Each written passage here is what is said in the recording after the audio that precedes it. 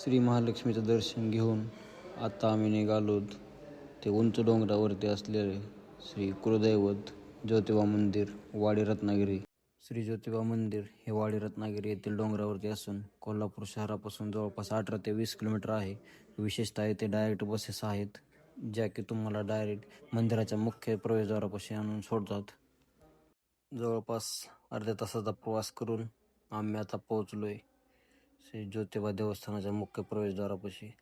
ज्योतिबा देवाबद्दल असं म्हटलं जातं की ब्रह्मा विष्णू आणि महेश यांचा संयुक्त रूप म्हणजे ज्योतिबा. दैत्याचा नाश करून देवाने धर्माचं रक्षण केले म्हणून त्याला केदारलिंग असंही म्हटलं जातं.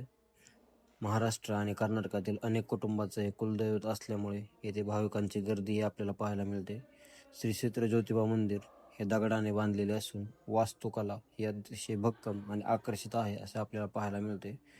आमचं नशीब इतकं की आम्ही सकाळी लवकर गेल्यामुळे ज्योतिबाची आरती आम्हाला लाभली.